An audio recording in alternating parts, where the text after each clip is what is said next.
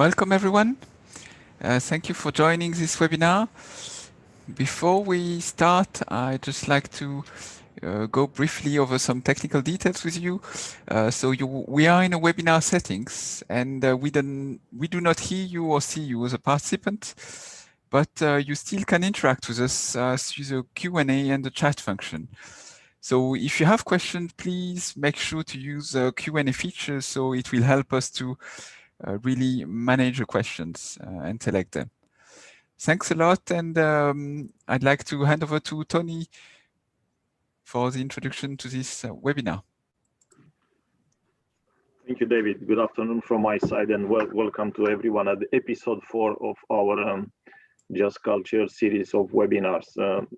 This series of webinars was meant to replace our face-to-face annual conference in Sicily. And unfortunately, due to crisis, we're in this online mode. But on the other hand, it's good that we can open for much more participants. So we started at the end of October with 3 webinars on 27th, 28th, and 29th on the theme of Just Culture and Judiciary. Just Culture across industry continue to learn from each other. So we had the day 1 where we look at Just Culture in practice. Then the webinar 2 was Just Culture, frontline operators perspective. And the third one on 29th of October was the Just Culture and the institutions. Today, as we learn from across the industry, is the time for a healthcare industry. And the title of today of the webinar is Just Culture in Healthcare. And the moderation will be ensured by Dr. Steve Sherlock. Steve requires probably no introduction. He's our program manager for the Safety Culture program and the senior safety and human factor expert and Neurocontrol network manager. So, and he has 2 distinguished invited speakers, Mr. James Titcombe and Professor Suzette Woodward, that he will introduce himself. So without further ado, Steve, we are in your hands. Thank you, Tony, and welcome to everybody. It's a great pleasure and an honor to host this session on a very important aspect of Just Culture in healthcare, which we've not yet covered in this series of conferences. The session, as you saw, will be 2 hours. And we have 2 very eminent speakers, 2 great friends, one from a patient and family perspective and one from a clinical perspective. Our first speaker is James Titcombe. I'll give an introduction to James first of all before he starts to give you Joshua's story. So James became involved in patient safety following the loss of his baby son Joshua, as he will explain, due to failures in Joshua's care at Morecambe Bay Trust in England in 2008. James came from the safety critical industry before then, from the nuclear industry, and he's since worked as a national advisor on patient safety for the Care Quality Commission. He was a member of the advisory group that was established to set up the UK Healthcare Safety Investigations Branch, which was modelled after the Air Accident Investigation Branch in the UK, which we are familiar with in aviation. His current role has included policy and patient safety consultant at a charity called Baby Lifeline, and he's co-founder of the Harmed Patients Alliance. He's had various other roles, too many to go through. He's contributed in so many ways to patient safety, especially in the UK, but also worldwide. And he's one of those has been as a member of the UK Parliamentary and Health Service Ombudsman Expert Advisory Commission. Now I will just hand over to James, who will give you his story. Over to you, James, if you could share your screen, and over to you. Thank you. Fantastic. Thanks ever so much, Stephen, for the introduction. So I'll just get technically up and running. Can everyone see my screen at the moment? Yes, we can see you. Fantastic. Okay, let me just start the slides. So thank you very much for the introduction, and welcome everybody this afternoon. So as Steve was saying, my background was actually in the nuclear industry. And in 2008, my family suffered a terrible tragedy. We lost a little baby boy due to failures in his care at the hospital where he was born. So today I'm going to take you through a presentation really setting out what happened to Joshua, what happened next, and really reflecting on what I've learned, you know, in the 12 years since Joshua died, about Just Culture, and some of the changes that are happening in the healthcare system in England and what still needs to change. So I'll crack on straight away. So this is where the story starts, really, and this is a very optimistic photo of me and my wife, and at the time my 3.5-year-old daughter Emily, who's now 15, but we're on holiday in France, and my wife's pregnant with our second child, and we're all looking forward optimistically about the arrival of our second child. A little boy, we find out it's going to be a little boy, and we're going to call him Joshua. And that pregnancy was a normal pregnancy, very healthy, going to all the checkups. And then it was about 4 weeks before Joshua's due date, and we'd had this week of feeling very poorly, not feeling very well, headaches and sore throats. And I remember, you know, coming back to work on the Friday night thinking, thank goodness it's the weekend. And then on the Saturday, my wife shouted me from the bathroom, James, my waters are broke. You know, so I panicked, phoned my mum in panic, what do we do? And she said, go to the hospital, make sure you tell them you've not been feeling great, but you'll be fine, you know, go to the hospital. So it's about 3 weeks before Joshua was due, so we know this is early, but we went to the hospital and explained what happened, and my wife was checked over, and we explained we'd been feeling poorly, and we were told, you know, there's a lot of viruses going around at the moment, but don't worry. And we were sent home and told, you know, if the contractions don't start, come back the next day. No contractions, so we went back the next day, got checked out again, told to go home. So by this time, it's quite a long time since my wife's waters have broken, and my wife's not feeling well at all. She's got headaches and sore throats. But that carried on. And then on the Monday morning, it's about 5 o'clock in the morning, so about 34 hours after the waters first broke, we go back to the hospital because the contractions have started. We get there at 6 o'clock, and it was just in time because at 7:38 in the morning on Monday, the 27th of October 2008, Joshua was born. And this is a picture of Joshua just shortly after he was born, and I'm ecstatic, really happy dad, perfect baby boy. But shortly after that photo was taken, very sadly, things started to go wrong. And the concern actually was my wife. So my wife developed a very high temperature, and she actually collapsed. And she needed fluids and antibiotics, and we now know she developed an infection. And over the next couple of hours, my wife recovered and got better. But we're thinking, you know, I'm thinking especially, what about Joshua? You know, is he okay? And we were reassured time and time again, Joshua was fine. We're keeping a close eye on him. It's your wife, you know, you need to worry about. Actually, over the next 24 hours, there were lots of signs that Joshua was in fact a very, very poorly baby. He had the same infection that my wife collapsed from, and he needed urgent treatment with antibiotics. And sadly, that didn't happen. All these signs that should have been clear indications that Joshua was a very poorly baby and had sepsis weren't picked up on. And sadly, at 24 hours of age, he collapsed. And my wife found him in his cot, blue, bubbling around the mouth. She called for help. He was then rushed to the special baby care intensive unit. I had this awful phone call from the hospital saying, come down, there's something wrong. And this began Joshua's very, you know, in the end, tragic struggle for life. So he was born on the 27th of October. He collapsed 24 hours of age. He was transferred to, first of all, to Manchester, where we were told a very poorly baby. At Manchester, we were advised to put him on a heart and lung machine for babies. So he was then flown from Manchester to the Freeman Hospital in Newcastle, put on a heart and lung machine for babies. We were told at Newcastle his prognosis was very good, that, you know, although he was a poorly baby, they weren't sure about his neurological condition, but we were confident he was going to survive.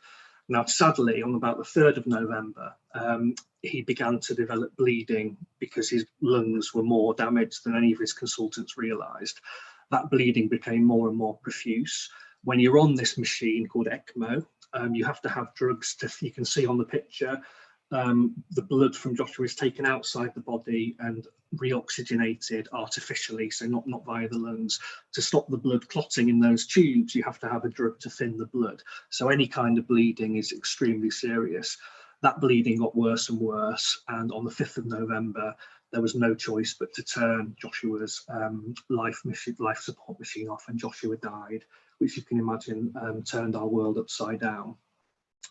So at the time, I was working in the nuclear industry, as Steve mentioned at the beginning, very used to a culture where, you know, a rusty bolt in the wrong place could trigger a really, really in-depth investigation to work out, you know, how this had happened and what we could learn from it. And that was very much what I was expecting to happen after Joshua's death. So we had all this grief and trauma to deal with. I didn't suspect that that would be added to by the response of the hospital, but this is a summary of what happened. So there was no inquest because the coroner in Newcastle said Joshua died of natural causes. Very soon after Joshua died, we were told that some of his medical records had gone missing, and the records that went missing happened to be the critical ones. So all of his observations from the time he was born to the time he was collapsed had vanished. The Trust response was to tell us that this was a one-off, and that, you know, although they accepted they'd got Joshua's care wrong, that nothing like this had happened before. And there were lots of discrepancies in terms of what the Trust told us had happened and what my wife and I knew had happened. Actually, there was a cluster of serious incidents at that maternity unit at the same time around about where Joshua was born, and the Trust was so concerned about this that they'd been asked to commission a report. And this report was carried out by an independent clinician who found very serious problems with the maternity unit. And at this time, the Trust was applying for what was known as Foundation Trust status, which meant they had to satisfy various regulators that they met the quality and safety requirements to meet this kind of target, if you like. And when this report landed, the chief executive saw that as a threat to this process, so actually buried the report, didn't share it with anyone. So although the Trust had found these serious issues, nobody knew about it. And this carried on, and eventually, after we went through the whole NHS complaints process, we went to the Ombudsman, all these various processes to try and say we need a proper investigation into Joshua's case because we weren't happy with how the Trust responded. All those processes kind of closed ranks. And about 2.5 years after Joshua died, we managed to persuade the coroner in Newcastle to open an inquest, and that was transferred to Barrow-in-Furness, where the hospital where Joshua was born was, and that inquest took place in the middle of 2011, so 2.5 years after Joshua had died. And this was a transformation, really. This was a key moment in what happened. So the inquest took place, and it found 10 serious failures in care, and I won't go through all of them now, but there was, you know, a real problem with teamwork. The coroner said, you know, the midwives and the doctors were working as a separate team, not as one team together. So there was dysfunctional teamwork, there was a lack of supervision, there were various failures in what happened, various system failures that led to what happened to Joshua. Now, the inquest triggered a lot of action. So the regulators and the police got involved with what was going on. And the regulators, so there was a regulator called Monitor at the time that now has changed to a different organisation. But they went in and did a review of the maternity service at Furness General Hospital. And that review found 119 significant risks to mothers and babies that it said the Trust hadn't addressed. And that led to this headline in the Health Service Journal. So February 2012, mothers and babies still at significant risk at Morecambe Bay. So here we are, years after Joshua died, with the headline in the Health Service Journal saying, look, mothers and babies at this trust are at significant risk. And by this time, I'd got together with a number of different families who I'd met by chance, who had told me similar stories about how their babies had either died or suffered harm. And we got together and we launched a campaign group, because what we said was, how can these risks have gone on for so long? And we campaigned for an inquiry. And we were very fortunate because within a fairly short period of time, probably 6 months, we met the Secretary of State for Health, Jeremy Hunt, and at the time it was Jeremy Hunt, and he announced an investigation, a big national inquiry, and that was chaired by Dr. Bill Kirkup. And in March 2015, that report published. And this, many failures were identified at really every level of the system. And what he said was that, there was a lethal mix of failures that we have no doubt led to the unnecessary deaths of mothers and babies. And actually, the report confirmed that there were 11 babies that died and 1 mother died where poor care led to those deaths. And one of those babies was sadly my son Joshua. And of all the findings of the report, and there are many important findings, I think this is one of the paragraphs that stays with me. So Bill said, errors occur in every healthcare system, but what's inexcusable is when we fail to learn from adverse events properly and to be open and honest with those who suffered. Yet, he said, this happened consistently through 2004 to 2012. And there's actually a reason why Bill Kirkup started that investigation in 2012, and I'll talk about that at the end of the presentation. So this all happened. Now, the good news is, since this report was published, there has been a lot of positive change, and I'll talk about some of those changes in a moment. But for me, a really important moment happened. So we had this investigation report that said basically the Trust have covered up, they've not been open and honest, they've had dysfunctional systems that have put mothers and babies at risk. But I was still very much left with questions about what happened to Joshua. So in 2016, late 2016, I went back to the Trust at Morecambe Bay and said, look, will you work with me to kind of reconcile what happened to Joshua? And to go through a process where I can kind of come to terms with what happened and understand it more. So what they did was they commissioned a fresh investigation into Joshua's case. And the methodology was, it didn't look back historically. It was as if this had happened yesterday. What would the investigation find and what would it recommend if that was done to best practice? And as part of that process, they also facilitated a meeting with a member of staff. And I just want to take a moment to talk to you a little bit about that meeting. So the midwife in question had actually by this stage been suspended by the Nursing and Midwifery Council for 9 months following a hearing relating to Joshua's case.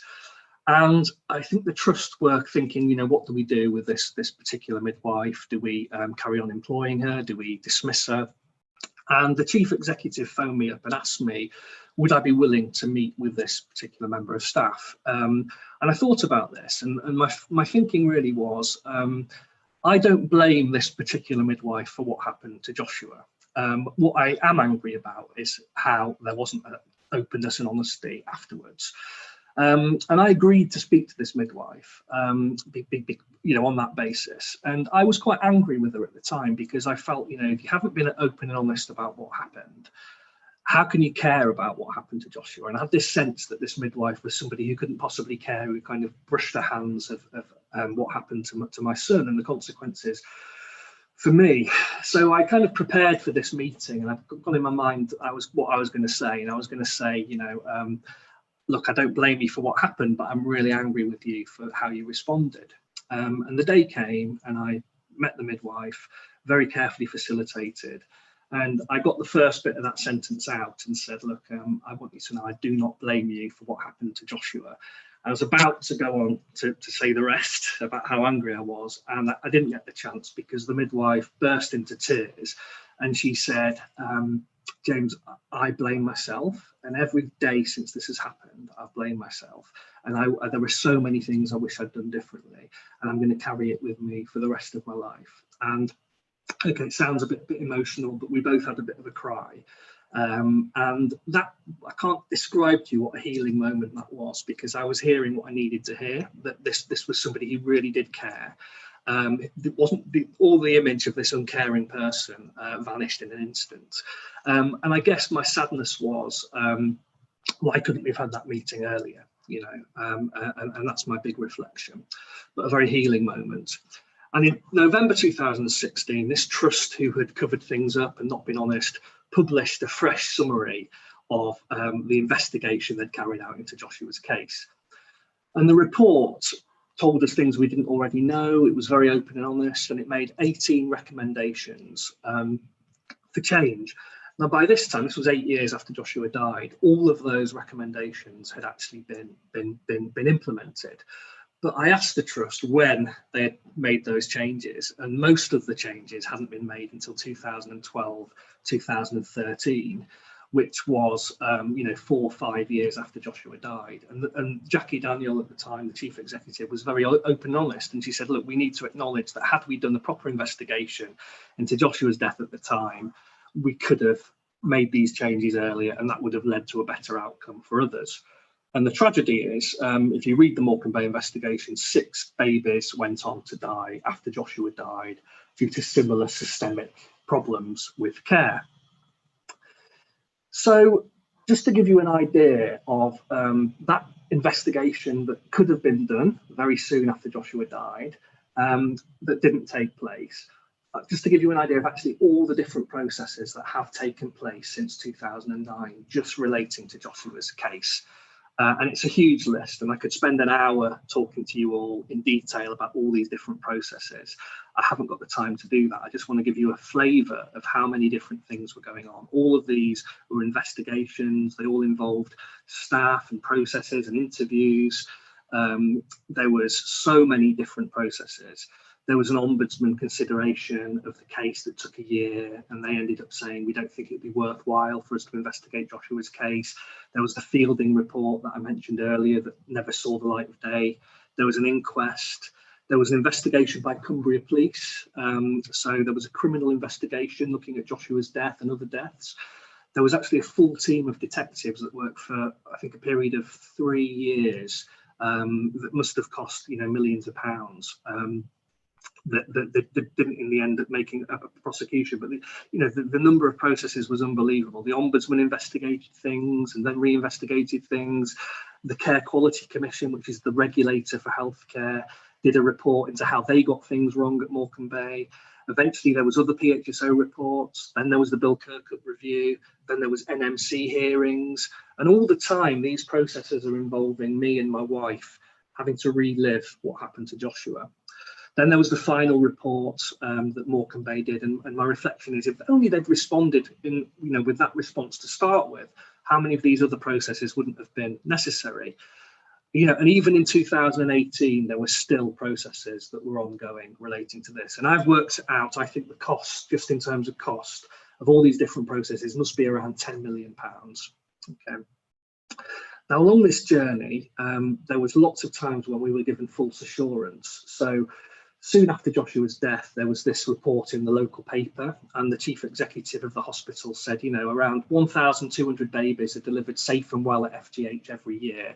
And the latest statistics show that Furness General, where Joshua was born, and the trust as a whole, are one of the safest places in England to have a baby. And there's all these other statements. And, of course, the investigation report talked about mutual reassurance. So all these different organisations reassuring each other rather than looking at what happened and why. And it was very interesting because when the trust made this claim that, we're one of the safest trusts in the country, I made a freedom of information request. And I asked the trust, tell me the information, tell me the statistics that you've used to make this claim. And they sent me a chart. And so, for example, in 2008, the year Joshua died, the trust said that there were 2 neonatal deaths of babies born at Furness General. Now, at this time, just through families I knew of 4 neonatal deaths at the hospital. So I went back to the trust and said, look, you've said there were 2. I know 4, and I named all 4 of them. And the response came back from the hospital. Yes, James, but Joshua didn't die at Furness General Hospital. He died at the Freeman Hospital in Newcastle. And Chester Hendrickson didn't die at Furness General Hospital. He died at the Royal Free in Lancaster. So just how statistics and high-level data can be used for false assurance is a really important lesson. And, when the chief exec of an organisation is able to say, these are the statistics, who's the local MP? Who's the regulator going to listen to? Is it the chief executive of the trust, or is it an angry, bereaved dad who's trying to say things aren't right in this hospital? And that's the difficulty families face. So another thing that's changed since Morecambe Bay is we've had this fantastic new initiative in England called the Healthcare Safety Investigations Branch. And this started really with these 2 people, so Charles Vincent and Carl McRae, who I'm very lucky to work with. And what they said is, look, in healthcare, unlike other industries, there really isn't a consistent approach to investigating and learning from safety issues. And this paper got picked up by a parliamentary inquiry who recommended that the UK adopt the recommendations of the paper and implement a new body that has the power to look at patient safety events in England, in the NHS, through a focus of learning and not individual blame, and system-wide. And that now happens. So we do have this new organisation in England, and I think from late 2017, that organisation started to investigate cases like Joshua's death, so with certain criteria in maternity incidents. So actually, if Joshua had died last week or the week before, now this new body would carry on and do the investigation, which is fantastic progress, actually. Now, when the government made this recommendation, they set up an advisory group to make recommendations about how HSIB, this new organisation, should work. And I was very luckily part of that advisory group. And it made a number of recommendations in the report that was published. And I think a couple of them are really important. So number 12 was about a programme of capacity building and improvement for safety investigations. So in the nuclear industry, investigations into safety events, professionalised, carried out by people that were respected and with a high level of expertise. And we didn't, we still perhaps don't have that in healthcare as much as we should. So this idea that we need to be getting professional people trained in how to do these investigations in England is really important. And number 11 was, we recommend a Just Culture Task Force. And this, of course, is what we're talking about today, is just culture. And the thinking really was that, for staff involved in these events, and I'll reflect on how staff responded to Joshua's case a little bit later, but it's crucial, isn't it, that the conversation with the midwife, I didn't blame her for what happened. I was angry with the response. And actually, if you don't have a culture in any safety critical industry that accepts humans are going to make mistakes and that the priority is learning, then staff feel psychologically safe to within that framework to be open and honest, you're not going to have the learning culture we need. So that was a key recommendation. And over the years, I've told this little anecdote to a few people. I think it's quite a powerful example. So I think in the nuclear industry, we genuinely did have that just culture and that learning, although of course nothing is ever perfect. But there were a couple of examples of when I worked at Sellafield in a big nuclear decommissioning site that I've told a few people over the years. And one is, if we had 100 or more hazard observation reports or incident reports, and the focus was always on tell us everything you can. If something that doesn't look right, report it. The more information the safety team have, the more action they can take to keep people safe. So we had a scheme where if there was 100 or more incident reports in a month, one of them would be pulled out at random and the person would get a free iPad. And it was just to say this is a great thing. And the other thing was human performance awards. Every month there'd be a poster on the wall saying who the human performance award has gone to. And the example I remember is that somebody had carrying a scaffold pole in a way they shouldn't have been, and they dropped the scaffold pole, and it caused thousands of pounds worth of damage to some piping insulation that had to be fixed. Now nobody saw the person do that, but they reported it to their supervisor. That enabled them to fix the problem and to look at, how can they brief the team to make sure this kind of thing doesn't happen again. And far from blame, that person, I think they got a token, a £25 Marks and Spencer's voucher, but put on the notice board saying, this is congratulations, this is about being professional. And I think so much about culture is people seeing and observing how people are treated when they do things like that and after something's gone wrong. And I think there's some strong lessons in healthcare from those two examples. So I was telling this story once to some Darzi fellows who I get to lecture sometimes to Darzi fellows. And they said, James, have you ever heard this phrase, I'll Datex you? Okay, and I said, no, what do you mean? So we've got this incident reporting system called Datex, and people use it as a threat in healthcare. So far from collecting opportunities to learn and being a welcome thing, it's if they have an argument or they'll report individuals and use it as a kind of weaponize this system. And I was really shocked at that. And I know on social media in England, there's been more stories about, you know, people using the reporting system in the same way. And so, you know, what I say to people is, if you ever hear that phrase, I'll datex you, what you're really hearing is, you know, actually, we've not got the organisational culture right in this organisation, and it should be a bit of a red flag, I think. So, moving on, to really emphasise this point about how crucial it is not to miss opportunities to learn, and that we need to get the culture right in healthcare to make sure this happens. There's a very real personal story I'm going to share with you. And at the beginning of the presentation, I talked about how Dr. Kirkup's report started in 2004. And there's a reason for that. And I'll just tell you that story now. So back in 2008, it's the day of Joshua's funeral, and it's a beautiful sunny day in Cumbria. And I live in a little market town. And my wife said to me, look, we need some flowers for Joshua's grave. So can you go to the local flower shop and buy a big bunch of flowers? So I walked down to the flower shop, and I bought the biggest bunch of flowers in the shop, and I went up to the counter to pay for the flowers. And the lady in the flower shop, lovely, lovely lady, smiled at me and said, I hope they're for somebody special. And at this point, I poured my heart out to this poor lady who up until that point was having a perfectly nice day. And I told her all about what had happened to Joshua and that it was his funeral. And this lady burst into tears. She completely broke down. And she said to me, look, I'm really sorry, but the reason I'm crying is because in 2004, I lost a little baby girl at Furness General Hospital.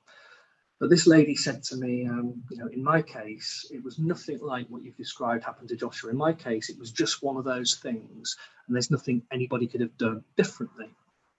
And I'll never forget that conversation. So over the years, I stayed in touch with this lady, and this is what happened. So when Cumbria Police started to investigate, they found a letter that was written a few weeks before Joshua was born at the unit. And you can see the actual letter here, and I've got permission to share it. So it's written the 17th of October. Joshua was born on the 27th of October. And it's talking about the death of a little baby called Alex Brady. Okay. And Alex died a few weeks before Joshua. And the circumstances were he was struggling. They were struggling to find mum's heartbeat. An obstetrician wanted to intervene, and the midwife actually put a foot in the door and stopped the obstetrician coming into the room. We don't need any doctors here. And baby Alex died of brain damage, strangulation from the umbilical cord, and died. And the doctor is writing a very angry letter. And it says, you know, my concern is trying to make every labour and delivery as natural, not thinking naturally about the complications. Obviously, the baby's died sometime in the second stage. It's not possible for the baby to die within 5 minutes because of shoulder dystocia. This was the explanation given. I don't think we could defend this in a court of law when you can't, you know, that you can't hear the fetal heart rate. You call it normal, but you're unable to pick it up. I'm all for having a natural childbirth, but not at any cost. But this was the crucial line. This has happened in our unit in the past, and I'm sure if we don't take appropriate precautions and positive steps, it could happen again in the future.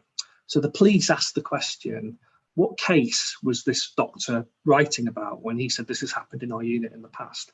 And they chased it back to 2004, where in almost identical circumstances involving the same staff, the lady in the flower shop's baby died. So they'd hidden that from that lady for all those years. And she ended up having an inquest, I think in 2013, you know, 9 years after her daughter died.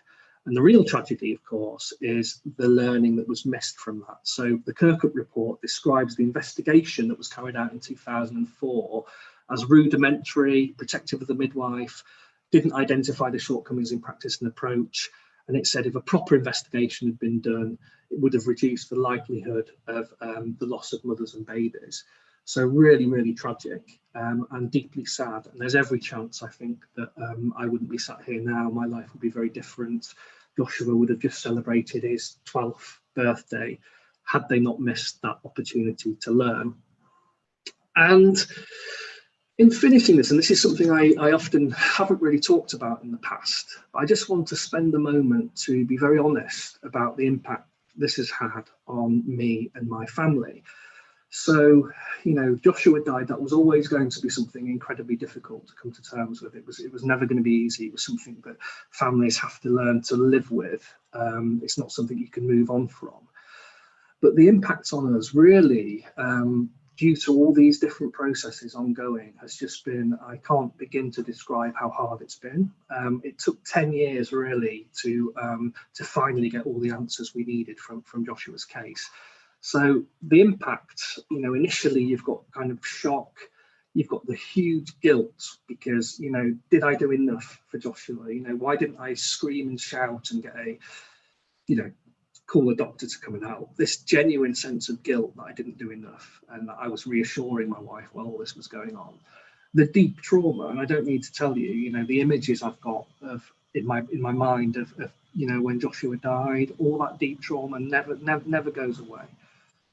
The broken trust, so, you know, the healthcare system that I always thought was there to help, support and protect and to care, suddenly that had completely gone. And we found ourselves almost being tortured really by this healthcare system that should have been there to care for us. And of course, the grief and the anger. And then there's the mental health. So, you know, even a couple of years ago, having to go through fitness to practice processes with the NMC, where we were, you know, this is the professional regulator, where the defence tactics of the barristers involved was to, you know, basically try and discredit my wife and I. You know, huge trauma, all the time trying to keep, you know, life going. Relationships, you know, my mum and dad, my mum's been affected by this, you know, Joshua's grandparents, my wife's parents, you know, the strain on my marriage as, you know, people respond to these things differently. And I tried to set out to push for answers, and perhaps my wife wanted to kind of, you know, the pain was so unbearable, she didn't want to have to keep reliving this. The impacts on my children, you know, we had a new child after Joshua died. And the fear I had, you know, suddenly hyper conscious and scared of everything because something so terrible had happened that I never imagined, imagining that could happen to my children. And my career, so I remember working in the nuclear industry at the time. I was about to start a project management master's course. And of course, after Joshua's death, that went out the window. And I'm very lucky now because I get the chance to work in patient safety with some fantastic people. But, you know, initially the impact on my career was huge. And this idea of complicated grief, and if you research complicated grief, when you can't make sense of events, when you're in a battle, when there are things that happen that are disputed, it's very hard to grieve in the normal process. And all of this very much prolonged over 10 years of ongoing processes. And I think it's a real tragedy because very often other families I've met over the years, this is quite a common experience. This isn't unique. This is more often than not the experience of harmed families who suffer something as terrible as we did. So recently, as Steve mentioned, I've formed a new group called the Harm Patients Alliance with a wonderful colleague of mine called Joanne Hughes. And Joanne Hughes lost the most beautiful girl, Jasmine Hughes, and she has suffered in a very similar way to me, and her battle is actually ongoing. And when we founded this group, we wrote something a couple of weeks ago that describes really what we would have wanted after this harm that we suffered. And I'm just going to read that to you as I finish the presentation. So, in the aftermath of our loss, we needed healthcare. Let me just move my speaker out the way, my screen there. So in the aftermath of our loss, we needed healthcare to fully acknowledge and thoroughly understand our experience of what had happened to our children and the impact it had on us. We needed answers to all of our questions that we had that were important to us.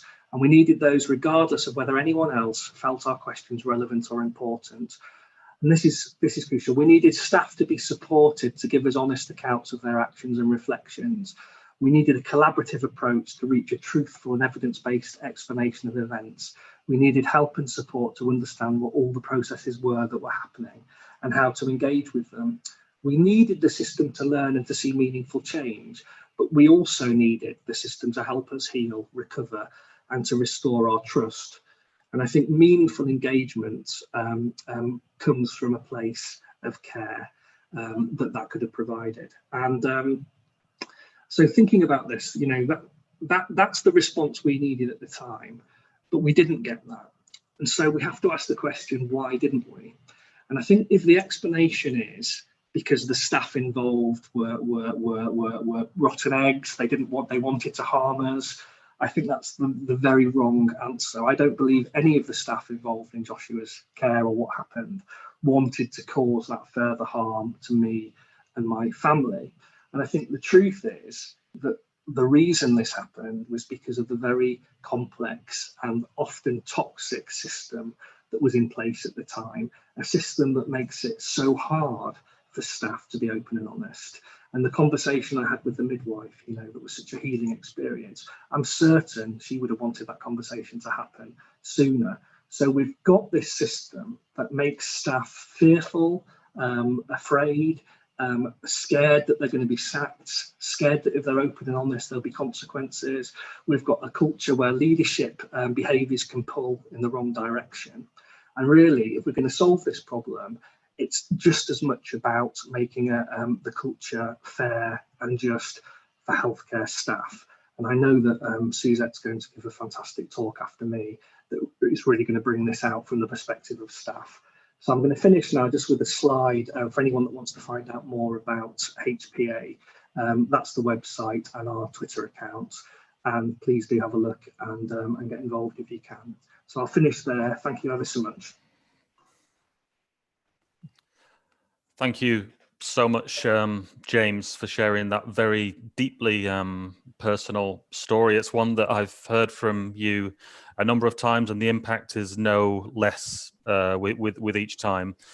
A few thoughts come to mind before we go to a break, and one is of just how much safety and justice depends on the passion, continued, dogged effort of families, of parents and families.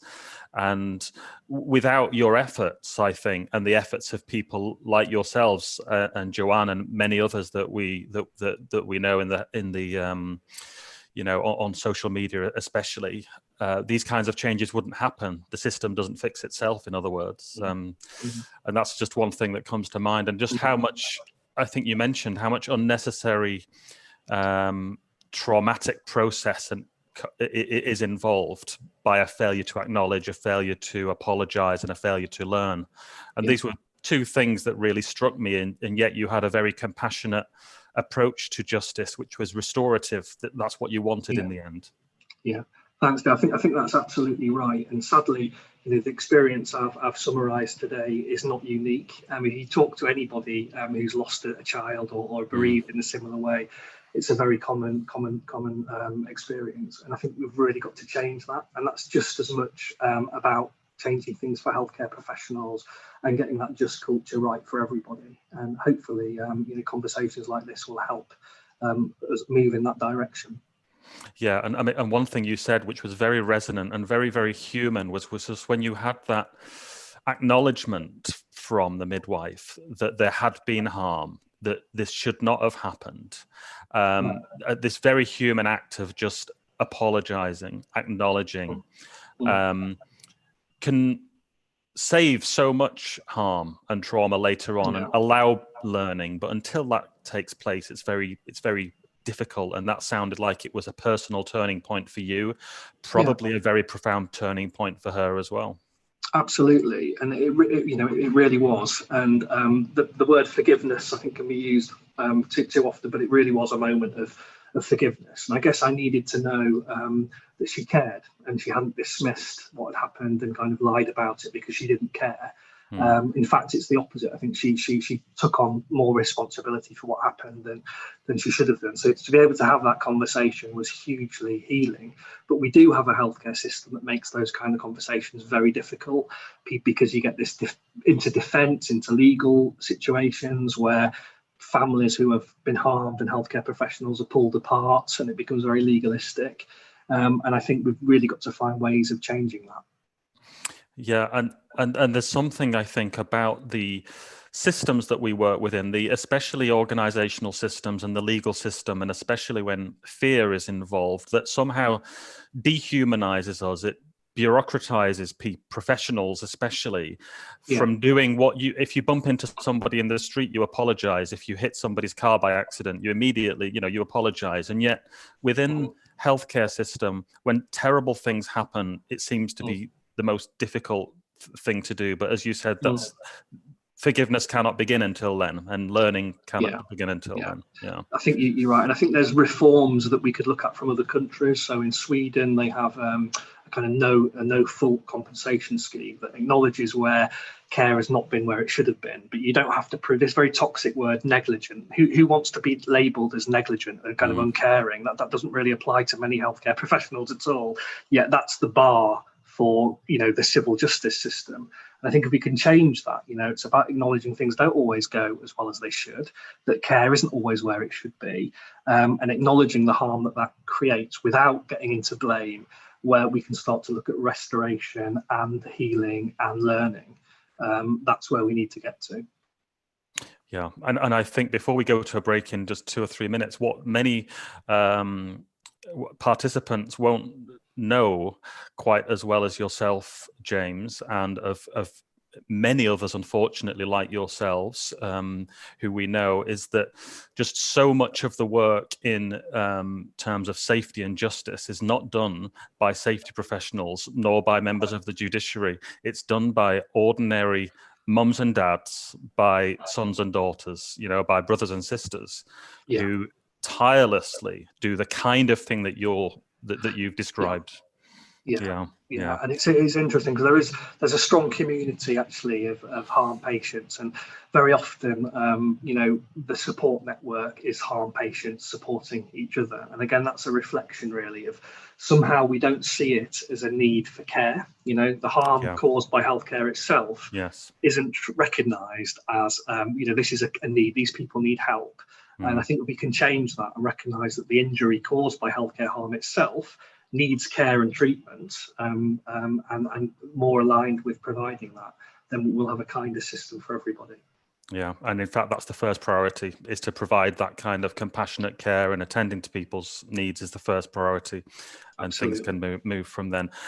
So for people who are watching, James has a book called Joshua's Story, the title of this talk, which I strongly encourage you to read. It's a very human story, but there's also lots of learning for when it comes to how not to do it, quite frankly, and also how to do it when it comes to safety and justice. And visit the Harmed Patients Alliance website as well to learn a little bit more about that. So I would urge you all to do that.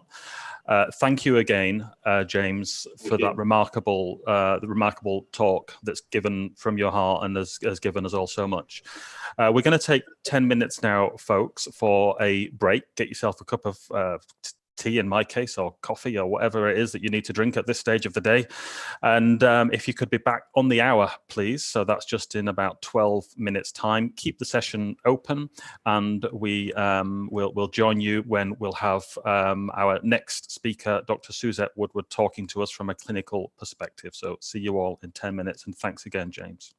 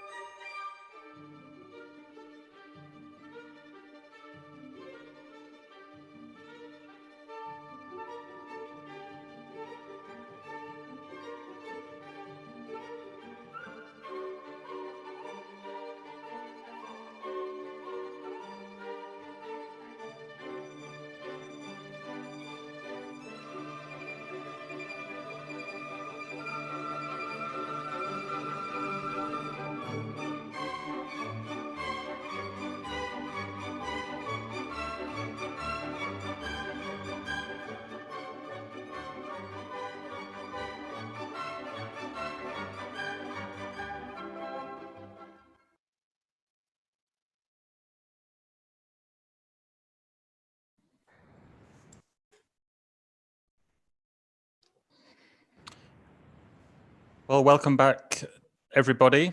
We're now moving on to the second part of this conference. And we have already heard from James Titcombe, of course, in the first half from a family's perspective on just culture and safety. In the second part of the conference, we're going to hear a clinical perspective from a great friend of ours at Eurocontrol. Her name is Dr. Suzette Woodward. If I give a brief introduction to Suzette. So Suzette started her career studying nursing in 1979, which for those of us like me who are middle-aged is 20 or 30 years ago. I'm sure Suzette will agree. She's a qualified registered general nurse who then went on to specialize in pediatrics, in children's care, and in pediatrics intensive care. She worked clinically for over 15 years, progressing through to unit sister and then to senior nurse role. Suzette then shifted from hands-on clinical work to safety specialist work, looking at clinical systems and cultures for the last 2 decades or so. She's been a patient safety specialist in various roles. Suzette is a former executive board director at the National Patient Safety Agency, and following that, the NHS National Health Service Litigation Authority in the UK, before leading the Sign Up to Safety campaign for the NHS in England. Suzette has a Master of Science in Clinical Risk and a doctorate in Patient Safety Implementation, and she's a visiting professor at Imperial College London, who has written now 2 books that I recommend on patient safety, which are very accessible, whether you work in healthcare or not. She's also a member of the Just Culture Task Force at Eurocontrol and has worked with us now for some time. So if I can hand over to you, Suzette. Thank you very much. Thank you, Stephen. And I'll just share my presentation. That and move it onto the full screen. Voila, right. over to you, Suzette. Thanks so much. Okay. So everyone can see that. Yep. Now, so I think actually I'm going to sort of hopefully not get too emotional, but I think my first point I want to make is an absolute tribute to James. But not just James, the wonderful James that I know that you're all now in awe of, having heard his presentation, but others like him. So Joanne Hughes, Scott Morris, Susanna Stanford, Martin Bromley, and others. They represent many, many, many families who've lost their loved ones, or their loved ones have been harmed in some way, or they themselves have been harmed in some way. And it is always incredibly humbling, as I'm sure you must have felt, when you listen to their stories, but what you also see is this most profound way of them working through their grief and their pain to be compassionate to people who haven't shown them the compassion that they deserve. And so for me, I think that's one of the key messages of a just culture, which is really truly understanding what we all need, and that we're all together in different ways, but there is much more that unites us and that we could do, which would be so much more powerful if we did that, if we worked together on it. Just to give you just a sense of scale, it helps me to do this because sometimes it's easy to distance ourselves from the size and scale of things. As you can see here, the NHS is 1.3 million staff. If you compared it to a few towns I looked up, with Copenhagen, Dublin, Cologne, and Oslo being, kind of about the same size.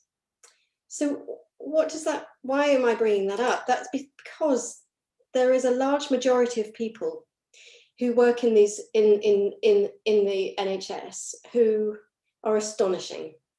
They are brilliant at what they do. They go beyond the call of duty.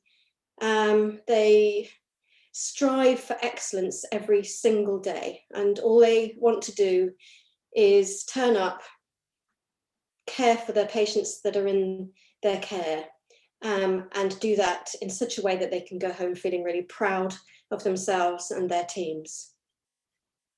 And then sadly, we have a minority of people who, for whatever reason, and there are always reasons, struggle with providing that care in a way that we would all like to see. Whether that be that they've become burnt out in some way, or that they are suffering themselves in some way, or they are ill in some way, but they may be labelled as lazy, incompetent, useless, the kind of people you would dread working with on your shift. Oh no, I'm working with so-and-so today. That doesn't bode very well. And we all know, and we have met them on numerous occasions, with 1.3 million staff, we're going to do that.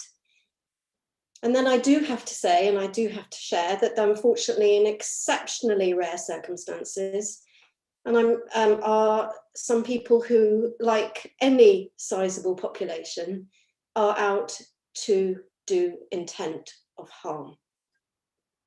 And I have to say that because I think otherwise it's an unreal story.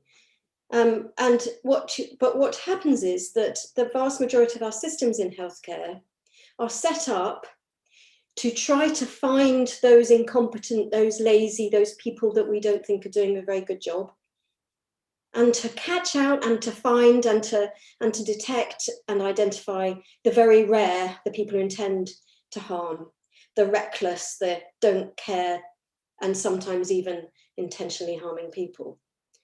Rather than our systems being set up to really figure out how can we make that system work time and time and time again for the vast majority of people who work in the NHS. Because when we're talking about a just culture and we're talking about safety, this is what people do.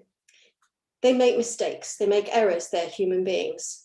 For a number of reasons, there seems to be this perception that somebody who works in healthcare, once they step over the threshold of a clinic or a GP practice or a hospital, suddenly becomes superhuman. They're not the same human beings they were before, that they might make mistakes in their home and they might make mistakes when they drive to work, but once they get there, they're going to be completely different, aren't they? And they don't, they're just the same as you or I, and they make mistakes and errors, and they make difficult decisions and they make the wrong decisions, and sometimes those things go wrong. And we do have a question of poor performance and a lack of duty of care, and we do need to actually truly understand why that is. Because actually in a vast majority of cases that may well be due to the circumstances they face, the situations they've been in, and actually sometimes the exposure that they've had to a very complex system that is poorly resourced, poorly staffed, poorly equipped, and unable to actually look after them themselves. And they may well be in the wrong place, at the wrong time, in the wrong job, and they haven't quite figured that out yet. And then, as I say, we do have those that have criminal intent. So what we should do for those is support and learn. And this is where we get to the heart of a just culture. I saw in a number of the questions, which I promise you that we will get to at the end, that there is a desperate need to learn. We must stop these same things happening time and time again. And we need to support the people throughout the whole process of when things have gone wrong or not gone as planned as or expected. Then we need to actually also manage and possibly sanction some of those people that are not performing as they should. And that is where we actually need to understand that a just culture isn't all about being blame-free, that there is some attention to detail, there is some accountability and responsibility for our actions. And that sometimes that may mean that we might have to have some sanction, but that should be at a very end resort of doing all sorts of things before that. And I'll explain what I mean. And then there are others that just need to be referred to external bodies, that just need to be dealt with outside of healthcare. And we need to obviously cooperate and collaborate with those people. So what I'm actually talking about is human beings. So we have human beings in every space of healthcare. That's an obvious statement to make. A very large amount of human beings, an incredibly large amount of human beings with different levels of status, seniority, expertise, professions, numerous interdynamics playing, and numerous interdependencies with parallel things going on all of the time. So those human beings work in what's described as a complex adaptive system. We are constantly, every single day, and sometimes every single minute, if you work in places like intensive care or the emergency department, we are making decisions every single minute and changing our route and changing our decisions and changing the way in which we might actually do something. And actually the whole last 6 months has highlighted that in a massive amount of detail. We've suddenly been confronted by something that we had not been confronted with before on the grand scale that we have, and that we've had to adapt and adjust constantly. Do we do this with our patients? Do we do that with our patients? Do we learn from this? Do we nurse them supine or prone? Do we sit them up? Do we give them oxygen? Do we ventilate them? Which drugs will work? Which drugs don't work? And all of the time, we're constantly learning. And during that process, when you're constantly learning, things will go wrong. But as the wonderful Dr. Lucian Leap said, about 20 or so years ago, which still holds today, the single greatest impediment to error prevention is that we punish people for making mistakes. And it is sad for me to say that we do this on an extremely regular basis. In around the mid-1980s, I was a paediatric intensive care nurse. I might have been, if Joshua had arrived in my unit, one of the people who would have looked after Joshua and babies like Joshua and many children. We used to have children from the age of kind of naught, just born, all the way up to around about 16, 17. And it would have been anything and everything. So a child that had been in a car crash, or a child who got meningitis, or a child with burns, or a child with liver disease, or a child with cardiac failure, and so on. So it was incredibly complex, incredibly diverse, and one of the most rewarding roles I have ever experienced in my life. But I worked on a paediatric intensive care unit with a small number of amazing colleagues, and we did night duty like everyone else. And on night 3, I turned up and I was in charge of the unit, which meant that I was overseeing all of the children and all of the nurses and any doctors that arrived and any parents that arrived and any family members. And I would be answering the phone, and I would be checking all sorts of things. And one of the things I was expected to do was check and double check the drugs for each of these patients. And we had a system at the time, which we now know is not safe, which is where the person in charge would go around bed by bed by bed and just kind of check off what the bedside nurse, so you have one person per patient, and the bedside nurse would probably have drawn up. So you'd have a syringe, they would have drawn up the drug and said, here you go, Suze, this is 10 milligrams of something or 100 milligrams of something. And I'd look down to see what the child was prescribed and go, yep, that's right, tick that off and I'll sign for that. And so I did that, as I always have done, thousands of times before, and will do thousands of times in the future. But that one night, one of the children was given 10 times the dose of a particular drug. And I only found that out about half an hour, 45 minutes after this drug had been set up as an infusion. And I shall show you what one of those looks like. What happened was, to this day, we're never quite certain. Did we calculate it wrong? Because you have to do that for children. You have to calculate the drug versus what you're going to put it in versus how much they weigh, and then you administer it over a certain period of time. Did I calculate it wrong? Did the other person calculate it wrong? And did my brain then say, well, she or he has said it's X, so of course it must be X? Or did we press the wrong thing on the calculator? Did we press the wrong decimal point? Because 10 times the dose of the drug, I now know, is what's described as a classic drug error. That these things happen on a recurring basis.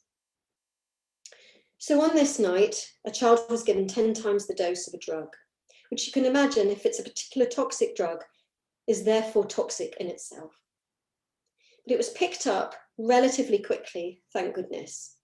But the very, very moment that a doctor came up to me and said, I'm not entirely sure that what you've got in that syringe is the right concentrate.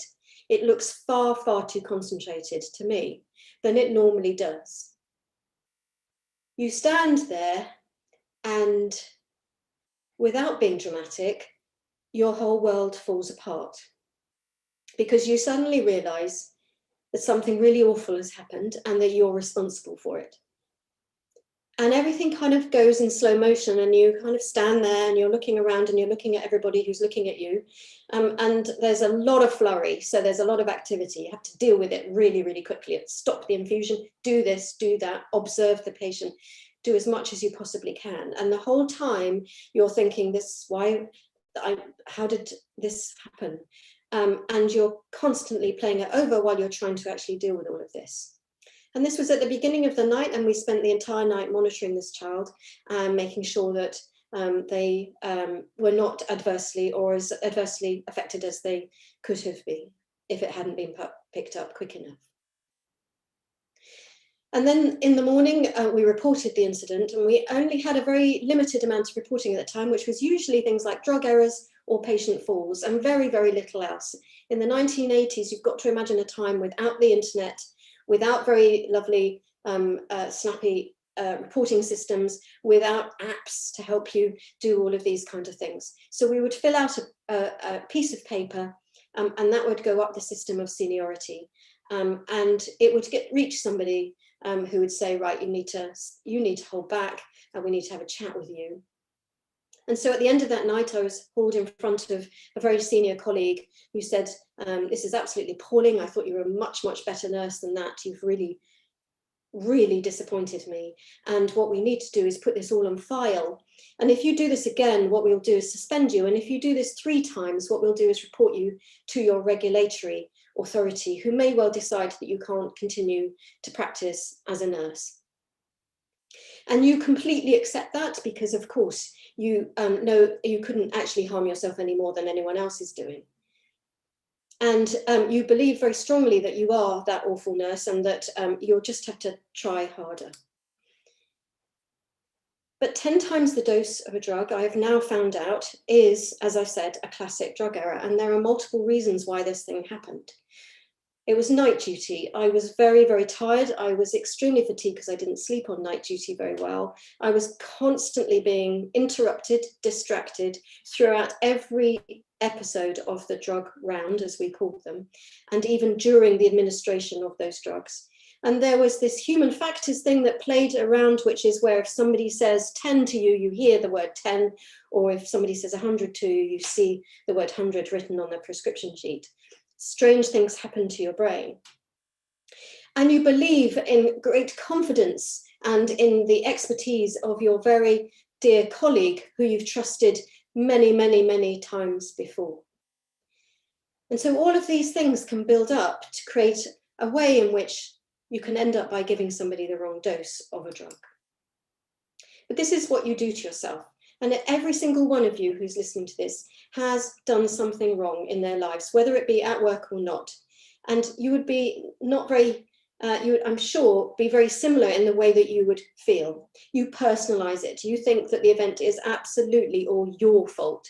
It's down to you as a single individual. And of course, that means, therefore, you need punishment and sanction and all of the pain in the world that could land on you. You also have this pervasiveness, that thinking that the event is going to ruin every aspect of your life, which is actually sort of is created also by the people around you. So the people around you distance themselves from you, they isolate themselves from you, and the people above you say things like, if you do this again, we'll suspend you, and if you do this 3 times, we will potentially have you struck off. And you think that you are never, ever going to get over it. And you think that you're going to feel this bad forever. This was what it looked like. So these are the syringe pumps. These were the kind of things that would have been placed on the child at night. Multiple syringe pumps, multiple drugs, multiple ways of looking at them. This is me in the corner. And this is a very typical bed space for a very young baby on an intensive care unit. I thought it was important that you could get a sense of what it looks like and feels like, and the complexity and the busyness of an everyday, minute by minute feeling of being a paediatric intensive care nurse. And this is what I wrote in my statement. I've given thousands of these drugs to thousands of patients, but I was distracted constantly. But ultimately, I miscalculated the dose, and I pressed the wrong decimal point. I, to this day, don't know. And of course, I will be more careful in the future. But often I Google 10 times the dose drug errors, and in particular, I look at paediatric intensive care, and when I do any of my searches, because I'm constantly researching this subject. And I found not that long ago another case of a young nurse called Kimberly, who was as passionate as me about being a paediatric intensive care nurse. She absolutely loved her job. And she worked in the same type of role as I did. She worked in a different country with a different system, but in essence, we were pretty similar. Young, enthusiastic, compassionate, really wanting to do everything that we could possibly do well. And she gave 10 times the dose of a drug. And this is her statement: I messed up. I've been given calcium chloride for years. I was talking to someone while drawing up, so the same as my being distracted. I miscalculated in my head, and I will be more careful in the future. The really sad thing about Kimberly is that she couldn't cope with what happened to her. She also couldn't cope with the ultimate investigation that followed that and the way in which she was treated. And she ultimately took her own life. And so therefore, what we also know is that the impact on staff is not only that you have to live with it for the whole of your life, that it actually may end your life as well. And 40 years later, only last week, I was talking to some colleagues of mine who work in patient safety, who are also nurses, who said, do you know what? In our organisation, when a nurse does a mistake, such as a drug error, everything's put on their file the first time. The second time they do it, they're suspended. And the third time they do it, we report them to the Nursing and Midwifery Council, their regulatory organisation. So 40 years later, we haven't learned a single thing. And I think it's important for me to say what I've said before. When something's gone wrong, it's probably true to say it has gone right many, many, many times before, and that it will go right many times in the future.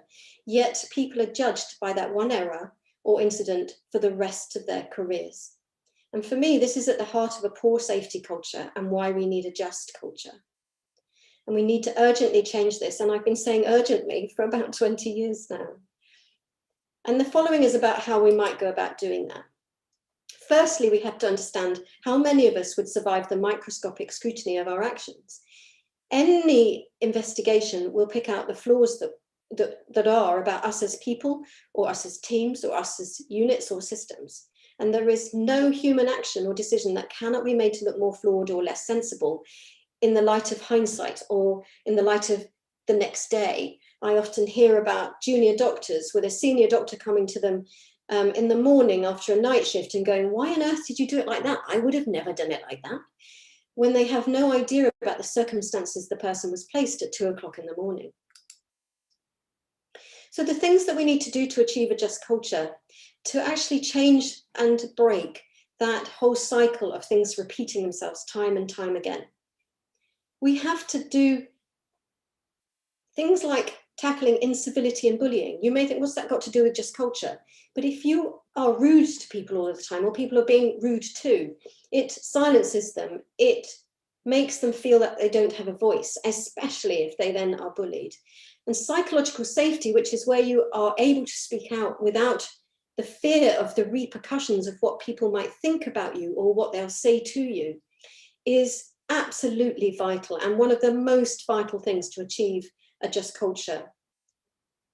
And we also have to make sure that there is equality and inclusivity.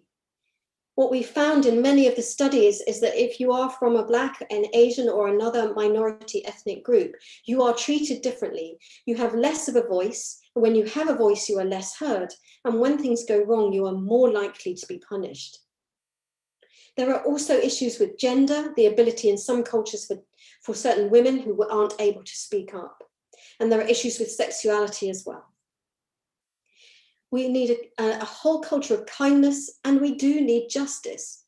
We need justice for families. We need justice for people like James. And we need that justice to be really, really early. But we also need justice for staff. We actually need to staff them properly, pay them properly, look after them properly, care for them, so that they can then do the very best job that they ever wanted to do. And we need to ensure that there is accountability and responsibility, because without that, there's chaos and we don't learn. And that we actually have to respond and have restorative justice rather than retributive.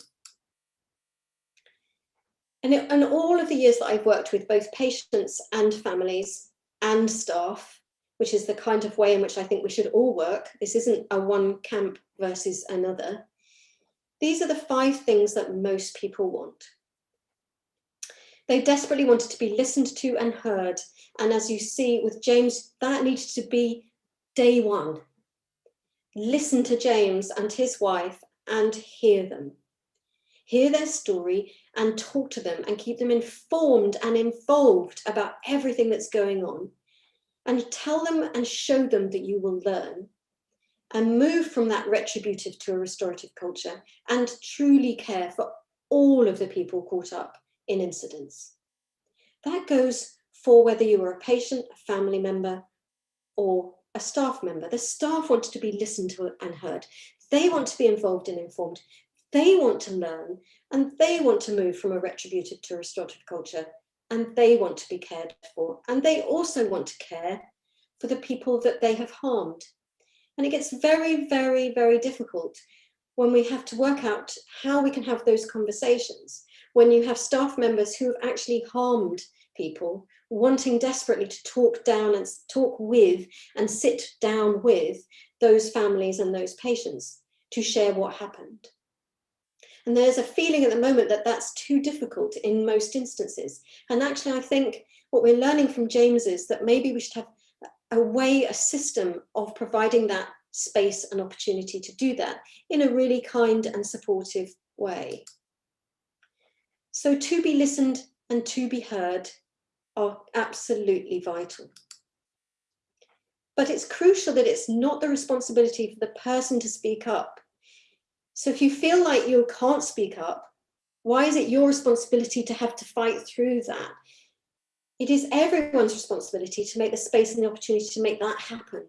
So everyone around them, their line managers, the leadership, the whole process should enable people to speak up. And as James said, listening should start as soon as possible in order to build that trust and confidence in both the people and the process. It doesn't mean that we will eradicate grief or pain or the hurt that people will feel. We can't do that. You can't kind of gloss over the whole thing, but you can go an awful long way to make that painful process, that grief. You can help them get through that grief as kindly as you possibly can and as compassionately as possibly you can. So to be involved and informed, why? I don't know why we don't do this all of the time. Involve all of the right people, including the patients and their families. And I know that that's what the Healthcare Safety Investigations branch are really starting to get excellent at. Because we're both feeling the same thing. We're both in pain. We actually both, staff and patients and families, lack trust in the process because it's really quite fearful. And there's that fear of the lack of fairness, and there's an absence of support. But what does support actually look like and feel like? That's another hard thing to answer. And I would like to say at this point, I am enormously proud of being asked to be an advisor or an advisory group member for the Harmed Patients Alliance that James and Joanne have set up. It is with deep, profound thanks for their invitation to be part of that. And I think that this is one of the things that will help us start to bring all of our stories and all of our voices together. So thirdly, to learn. I've already told you that 10 times the dose drug errors are still happening to this day. And one of the things that's stopping all of that is the way in which we use methodologies that really don't work well for healthcare. Root cause analysis being one of them, and I know that that's probably heresy to say things like that. But actually the reason is not necessarily root cause analysis, it's the skills associated with it and the time needed to do it well, and the pressures in which people are under to perform something like this. It's usually and often undertaken by people who are not trained in root cause analysis. They kind of learn it by time and experience. And it can cause more harm than good, because what you can do is find the wrong things, and then you can fix the wrong things, and then you can change the whole system based on one finding that you might have done. It can also take so long that both staff and families don't know whether they're coming or going and what's actually happening. And there's a whole world of silence that's happening. And people are forced to write these short points, so they struggle to describe the complexity they've seen, or even maybe come up with answers. And when you're faced with a situation where you don't know what the answers are and you can't find the answers, then you make them up, or you find the first thing that comes up handy, which means that you're pressured to come up with recommendations in a very short period of time. And your default recommendations will be very high level kind of things that are really not really true measurable things and actions that could be taken, like pay attention to human factors or communicate better. That's the same as me saying, I will try harder, I won't make any more mistakes. So fourth, to remove from a retributive to restorative culture, we need to get away from the way in which we punish inappropriately, in the way in which we harm each other by our ostracization, and the way in which we don't give each other a voice, and we don't ask each other, what do you need? How can I help? And what can I do to help you get over this? Because everyone is doing the right thing from their perspective, and they don't intend to do the wrong thing. And we just need to understand what made them do what they did and what makes them do what they do. And that's the whole world of a just culture, but it's also the whole world of safety too, which is all about exploring how things work in order to understand how they fail, which is obviously another integral part of a just culture. My final fifth point is, in order to create a just culture, we need to truly care for the people caught up in incidents, the patients, their families, but the staff and their colleagues and everyone around them. It has a ripple effect. In my case, the whole organization, in one incident that I was involved in investigating, the entire organization felt the pain of what happened to a child in the care of that organization. And it is still important, I'm laboring the point, I know, but right as I said we've got 1.3 million staff who work in the NHS, and none of them are perfect. And definitely none of our systems are perfect. And the best people can make the worst mistakes. So care for the people that care is my final message. And I hope that I've given you some taste of the different approach that we might be thinking about in terms of creating a just culture in the NHS. So thank you very much for listening. And now we'll have questions. Thank you so much, Suzette, for your expertise and for your passion that you've shown over so many years, and to give this different perspective. So what we've had today, I think, is a very human, individual perspective from both of you, and both of you have also kind of gone up and out to the system perspectives of how improvements might be made and how improvements have been made. We've now got some time for questions in the Q&A session for both of you, for James and for Suzette. So we have some questions in the Q&A.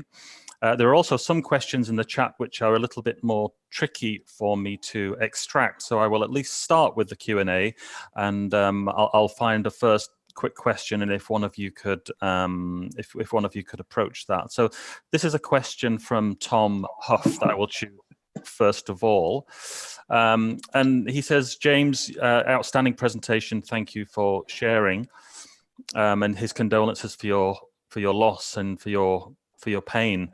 And Tom's question is, was anybody held personally accountable following the discoveries that came out of these inquiries? Thank you. Okay, so just before I answer that question, I want to quickly say, Suze, thank you so much. And Suze said some very kind words about me when she started. I just want to quickly say, very early days after Joshua died, Suze was one of the people who was kind enough, as in a professional role at the National Patient Safety Agency, to take the time to meet and to talk to me, and she's supported me ever since. So a huge thank you, Suze. I've got so much admiration for you and all the work that you do. So to that question, I mean, the answer really is it's a mixed bag. Eventually, there were some processes where the NMC, for example, did end up striking off 2 midwives, and I think, you know, my reflection on that, it was more to do with the way they responded to what happened and the lack of honesty that I think resulted in those sanctions. But, you know, typically, you know, the chief executive, the guy who was running, you know, hiding the reports and not being as open and transparent, where the accountability perhaps most harm patients think should sit at the leadership of the organisation, I think he went with a, you know, £250,000 payoff, no real sanctions taken. So a mixed bag. But my general comment would be where accountability should lie, I think, and certainly in other industries, it's on the managerial and the organisational level to do all the things that are reasonably expected to manage safety properly. And it's where there's breaches in that, you know, managerial level, that's where I think accountability should really sit, alongside also the lack of honesty. So that's how I would answer that. Briefly, Suzette, would you have any reflections on accountability more generally? So I think accountability shouldn't be seen as this dirty word. It feels like people see it as a blunt governance process, and that therefore accountability means somebody will be blamed and punished. Accountability in its truest form is calling to account somebody to tell us what went on. That's in itself incredibly hard, because as you both know, even 5 minutes after something happened, your memory is altered and your thoughts and feelings are changing. But if you can be called to account, to write it down, to record what happened, to share that account, then you're accountable for your actions, and you're trying to be accountable for everything that's gone around you.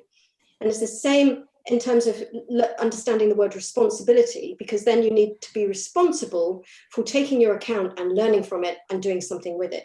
So those are really incredibly useful words, but instead what they do is they get put into a blame box and said, accountability and responsibility is all about blame, which it isn't. And in other languages as well, the divide between accountability and responsibility does not translate so well. But as you say, it's really about being open and honest and giving an account of what's happened. That's the first need. There's another question here from Dan Houghton, who works in healthcare, in neonates in particular, and the phrase "I'll datix you" is one that he recognises, and it's a huge red flag. And he's previously looked at trying to turn near miss reporting into kind of good catch reporting.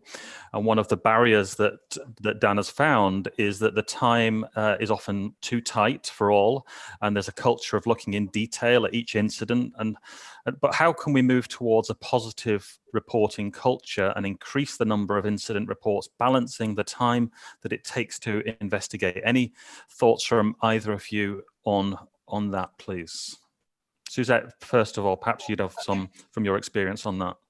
So I'd quickly point Dan to an article in the BMJ by somebody called Carl McRae, who wrote The Problem with Incident Reporting, and subsequent follow-up articles that have followed on from that. And the summary of that is that, as again, I always sound way too dramatic, but the entire incident reporting system is not right. So what we've got is a system which is far too hung up on counting things and increasing that number of count of reports, rather than truly thinking about what are we actually learning from them. It is vital that we have instant reporting systems, but it's vital that they're effective instant reporting systems.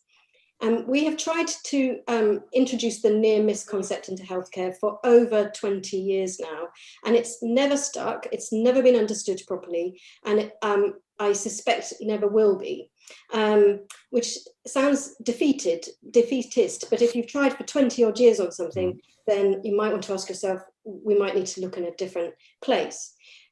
So instead, what Carl describes is ways in which you should really prioritize what you collect and how you collect and why you collect them for the purposes of learning rather than counting or even audit.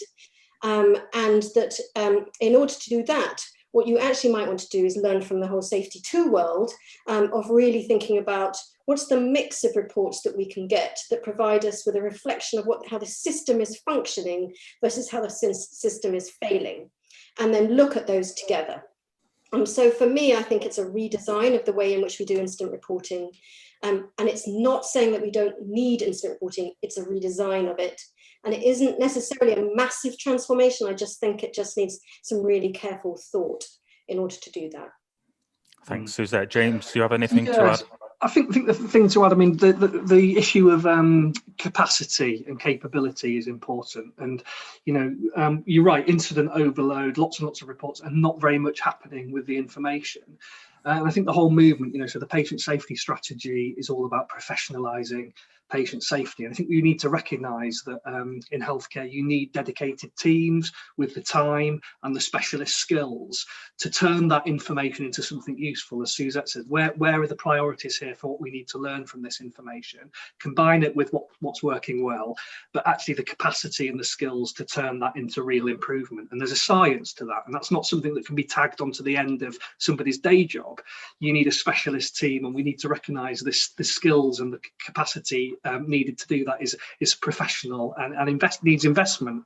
So I think that's what we need to do as well. Thank you, James.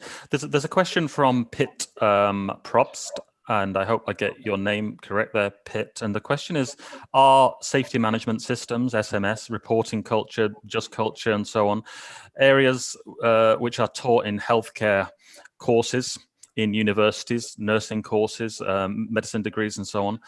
And if not, why not? And perhaps Suzette, if you could reflect on that question. Well, as the stock answer for anything in the health service is it's variable. And the long answer is that there are some very enlightened universities who actually bring something called interprofessional learning, where doctors, nurses, paramedics, physios all come together and they learn about certain aspects of care that is very sort of similar. And one of those would be risk management and patient safety and incident reporting and stuff like that. It doesn't happen everywhere, and it's incredibly sad, I think, that it is possibly seen as the odd lecture, something really interesting you might learn about on a Friday, but you know, anything bigger than that.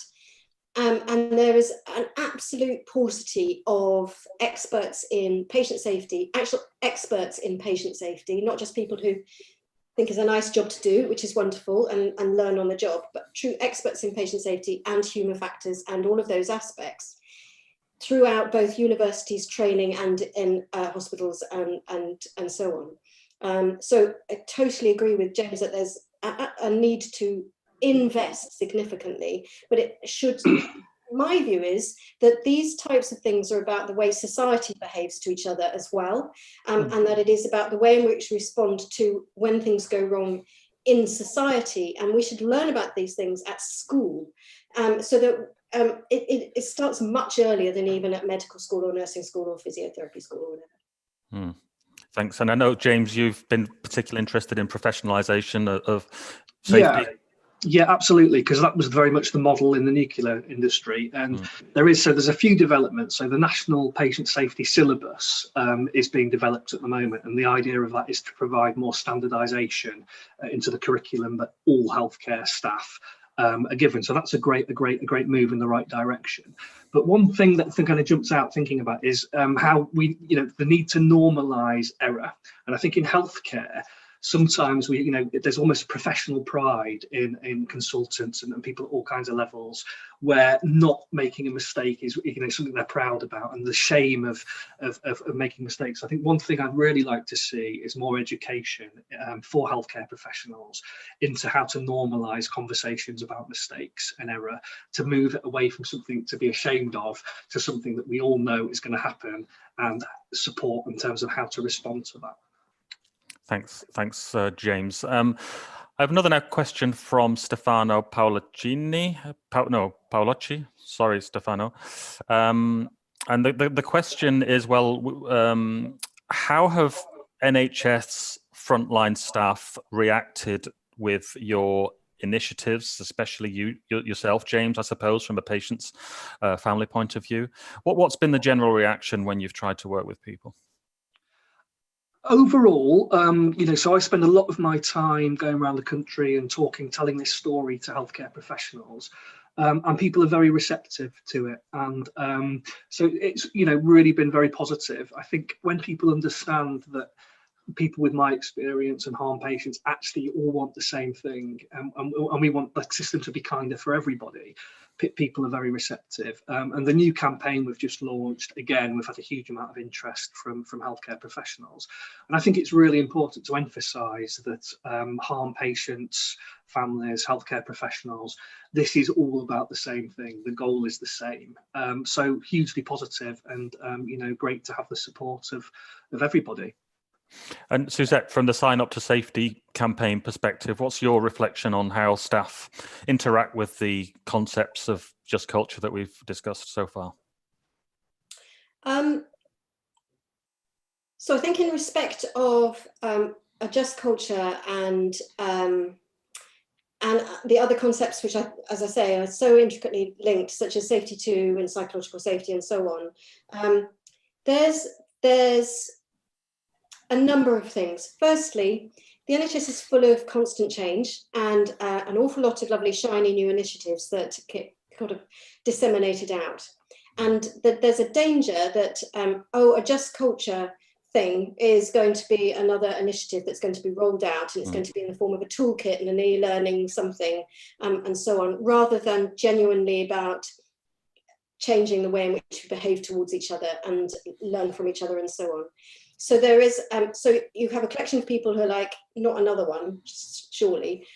You have a collection of people who are totally desperate for it because they know what it feels like to experience things that have gone wrong and know how good it could be. And then you have others who want to go beyond that and are, at the forefront of the thinking. And so I suppose it's a bit like Roger's innovation curve, which is you've got your enthusiasts and people, early adopters of it, but you do have your laggards at the other end who are like going, not for me. And also the way that I do it, so some people might have noticed, I don't tend to talk about concepts and theories that much. I tend to talk about feelings, and clinicians love facts, figures, and science, and I'm coming along with, let's be nice and kind to each other, and so that can be seen as soft, which it isn't in my view, and something, the nice to do kind of thing. Oh, that lovely Suzette is going to talk to us about how to be nice to each other, which is not what I'm doing, but it ends up by being described as such. Thank you, Suzette. Thanks, James. We have a question from Shelley Jeffcott, who is a psychologist and human factors specialist that we know in Scotland.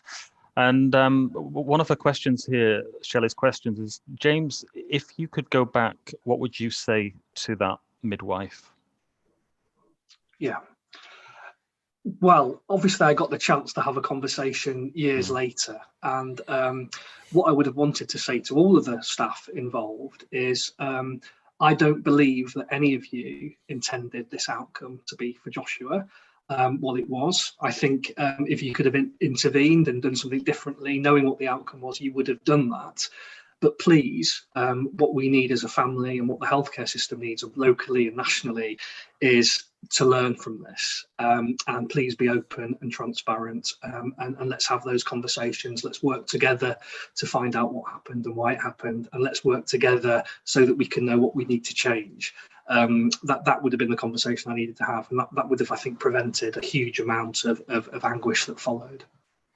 And more generally, James, what, knowing the people that you know, the harmed families, the patients, and so on, what is the general nature of the interaction between harmed patients and harmed families and healthcare professionals who may have been harmed themselves by the system?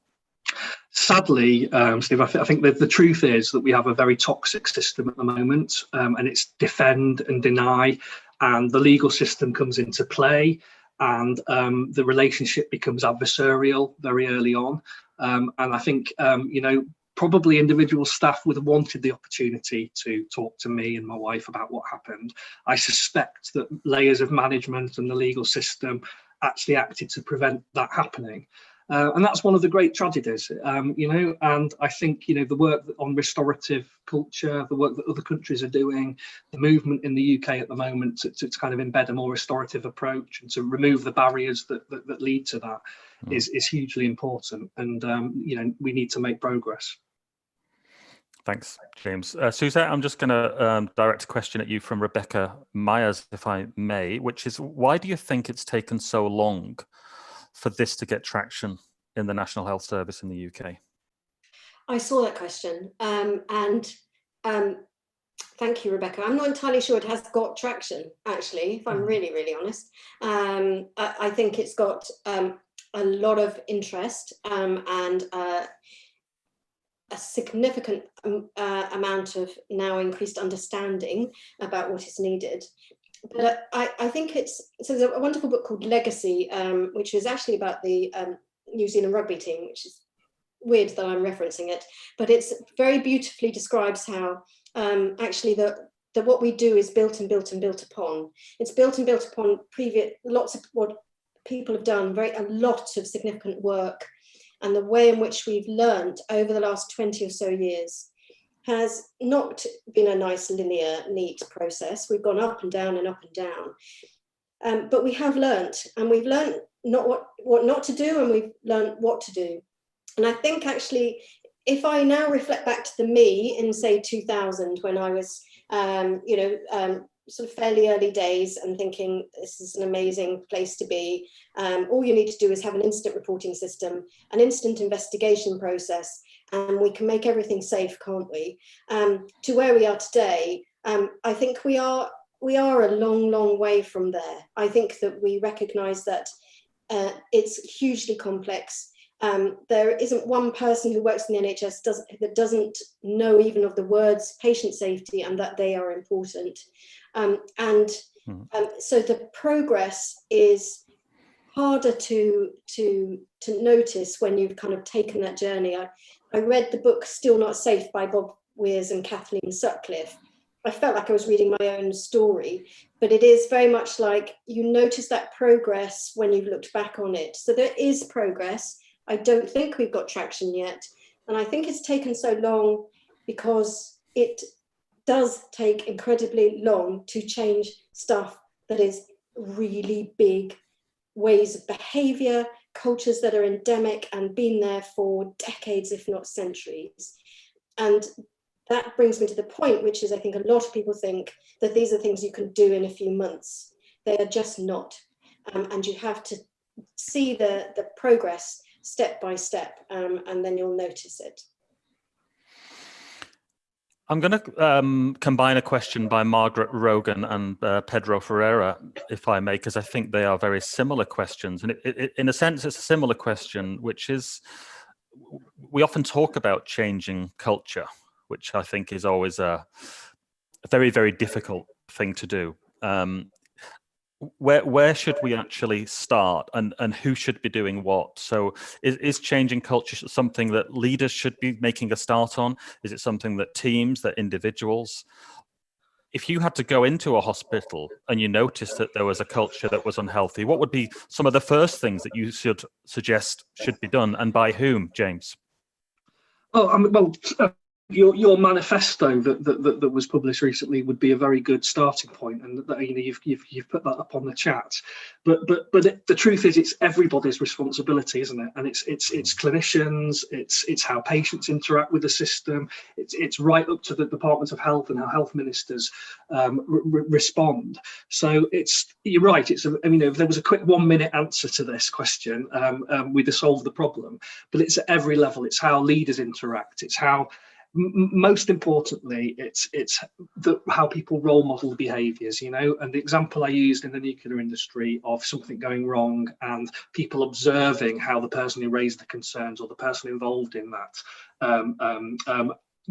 was treated. It's all that reinforces the right behaviours. So I think there's a whole host of things. It's leadership. It's about people seeing the right kind of behaviours and actions, and it's at every single level. And perhaps I think actually Suze is probably might be more able to answer that question. But there's some thoughts anyway. What do you think, Suzette? What would be some of your reflections on what individuals, teams, organisations? What's some of the first things that they should do? If you take the definition of a culture and stop making it into a sort of neat, nice box, and realise that it's all about the way we behave, the way we believe, the way we think and feel, and our values. Crucially for me, I'd bring it right down to the ability to help people talk to each other. That sounds so incredibly basic, but in order to understand each other, we need to talk to each other. In order to talk to each other, we need space and opportunity to do so. And once we start to know each other, because if you take culture and you think about things like Black Lives Matter or other cultures that aren't the same as yours, people who don't look like me and how they may feel and be different, their cultures are who they are. It's their souls. And that's the same as a kind of culture in an organization. It's the soul and heart of the organization. You don't change the culture. You start working out what is that soul and how can we talk about it and then share and start to live that culture and the values and the beliefs and change our behaviors. So that's, for me, what you do is you start by talking to each other.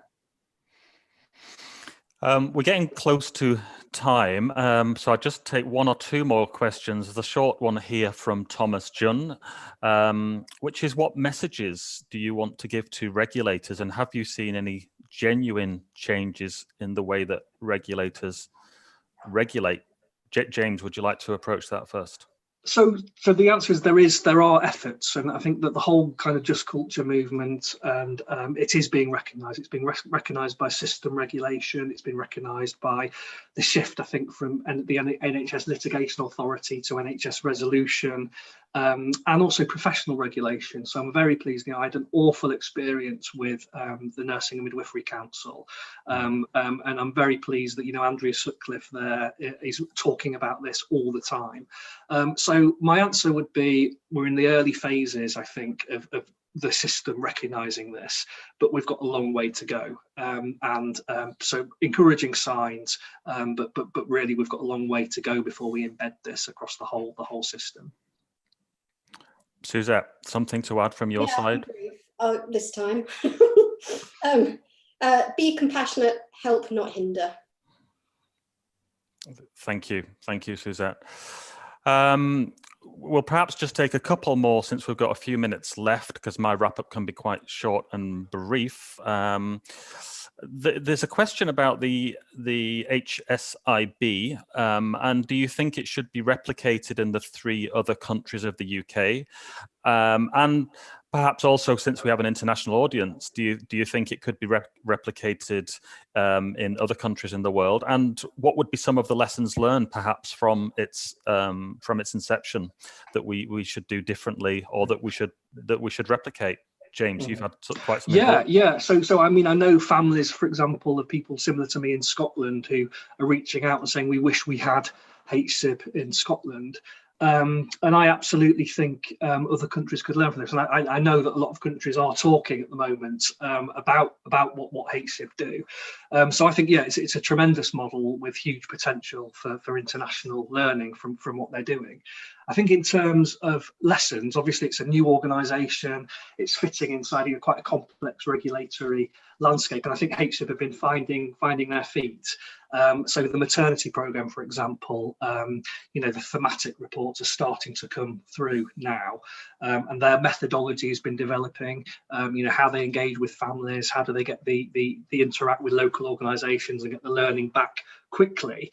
So actually, for another country to look through that first 2 years of learning that HSIP have gone through, there are lots of lessons in terms of how they could adapt that system and learn some of the lessons. So I think it's a great positive thing, and I would hope that other countries do start to look at that as an example of kind of best practice. Any reflections from yourself, Suzette, on that point, on the transfer and scaling up rather of the HSIB? So I've worked in 2 national organisations, and one of the crucial things that national organisations need to learn is that they're not there to do it all, and that you should only really add value to the local effort. And so it depends if Scotland, Ireland, Wales, and anywhere else. It depends on what their local effort is and what added value and support they need to do things well. I think there is something about making sure that we raise the profile, expertise, and value given to investigations, and that's what HSIP should be doing. They should be describing them as this is the gold standard of what you should be doing, and they're constantly learning about what that is anyway, and sharing that so that local organisations can then do that, because it shouldn't be left to HSIP to do it all. And if everyone just has one of these things, then you'll de-skill everyone else. You could have the counter argument, which is, well, why not de-skill everyone else and let them get on with the day job? And you have these grand organisations that do all this complex stuff. But actually, I think that local investigations, if done incredibly well, lead to local learning and local change, which is actually, in fact, what needs to be done. Hans Harting asked a question about crew resource management or team resource management, or whatever phrase you want to use. So is there compulsory, basic and recurrent CRM training or team training in the NHS for frontline and other staff? Suzette, perhaps you could approach that question. The short answer is no. There are multiple different things that it might be described, a bit of team training, a bit of team that and the other, but in the short answer, no. And I think that you get a lot of people floundering, not quite knowing how to work in teams that are constantly changing, just as they are in many, many high-risk industries. You're working with constantly different people who have constantly different levels of seniority, expertise and skills and so on. And those fundamental factors for learning how to work quickly with a team, I think would be astonishing if we could do that and spread that across the whole of the NHS. Yeah. So Steve, if I mean, obviously maternity is a particular area that I'm very passionate and interested in, and a recent paper by the This Institute, Mary Dixon Woods, looking at the features of a safe maternity unit, and of course one of them is the importance of multidisciplinary working and the value that multidisciplinary training together with the people who you're working together has. So I think that there is a huge role and a benefit in that multi-professional training and simulation, and we could do much better in certain areas embedding that. Maria's quite rightly pointed out there is going to be something called a new patient safety syllabus, which is so in England we have a patient safety strategy, national strategy, within it which it called for a national patient safety syllabus, which is going to be run out by an organisation called Health Education England, and the Academy of Royal Colleges have developed it. Within that, therefore, there will be levels of training, sort of at a low level, like everybody gets this amount of training, right up to people who are specialists. And within that, so Maria's quite right, that may be a crucial step that would be taken in order to start getting patient safety embedded in all kinds of training and places. Suzette, a fairly simple question that you could answer straightforwardly, I suppose, from Hervé Forestier. Hervé said, could you please elaborate on the concept of psychological safety, which is a natural counterpart to Just Culture, I suppose. Suzette, could you just add a few words to clarify that? This is the work of Amy Edmondson and others, but Amy Edmondson is the one best known for it. So all you have to do is Google quite a lot of her work. She talks beautifully about creating a fearless organization. And she describes psychological safety as more than just the ability to speak up when you see something's going wrong. She sees it as the ability to be able to speak out in a group of people, no matter who you are, without the fear of any repercussion. And the definition of repercussion would be somebody belittling you or humiliating you or looking down at you or not answering you or disagreeing with you. And that's not that we don't generate a good discussion. It's just that sometimes people are really silenced. If you don't have psychologically safe environments, then you have people who don't feel they can tell you the truth about what's going on in either their work or their unit or their system. And it's vital to hear the truth if you're going to actually make a difference to making it better. So psychological safety comes from Amy Edmondson's work. Google did a massive piece of work on it and found it was #1 in creating a good team, and that you needed psychologically safe teams. Now, just as an additional component or part of the answer to the CRM question, so Ken Spearpoint, who's is well known to us as well in nursing and safety and simulation. He just mentioned that there is actually a huge amount of CRM type or non-technical skills training going on across the NHS at many levels, run by simulation educators. But I suppose the point is it's kind of it's a bit inconsistent. It's down to local trusts and local teams rather than a sort of national approach as it would be in an airline. Would you agree with that, Suzette? Yes. As I said, I think earlier, the answer to anything in the NHS is it's all variable. And he's absolutely right. There are some amazing simulation teams and training and such brilliant pockets of excellence, which we really should be showing off about and really learning from, because then everyone else will go, yeah, we want one of them. So yes, he's right. But it's not a must do in any way, shape or form. Okay. The last question I will pose, because I think it is a very important one, is from Jane O'Hara, Professor Jane O'Hara, who asked, what's the next step in moving from a retributive culture to a restorative-based culture to learning from incidents in the NHS, and perhaps as well, because not everyone will be familiar with the difference.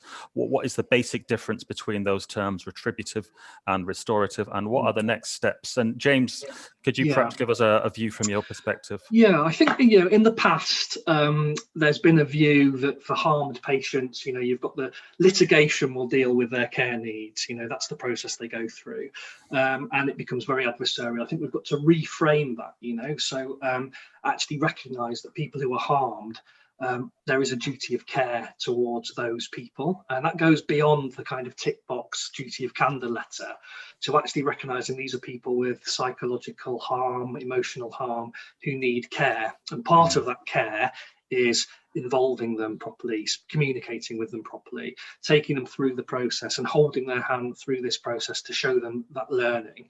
And that's quite a big transformation into what happens at the moment, so moving towards that kind of approach. I happen to think there's things that need to change in the system to make that possible.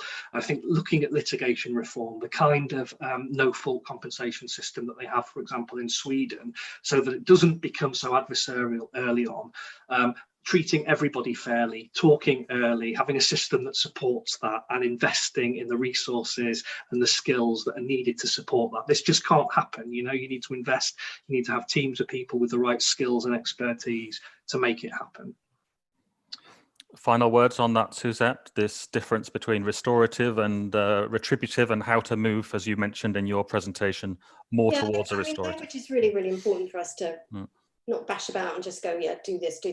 If we take the word retributive and turn it into retribution, that's what an awful lot of people want, because they don't get informed properly, they don't get anyone saying sorry, they don't get acknowledged what's going on, and they don't get involved. So So you need to do all of those things to try to move them and shift them away from wanting retribution. And restoration is restoring people. You can't restore people to kind of ground zero. They can't go back to not having experienced the harm and the pain and the grief, but you can restore relationships, trust, confidence, and you can help restore some of their emotional and mental health and well-being, both for staff and patients. And you can do that by all of those great things of involving, informing, listening, and bringing them together to become one. And I agree with James. That needs to be tackled at all levels of the system. So it does include a review of the way in which we deal with clinical negligence cases,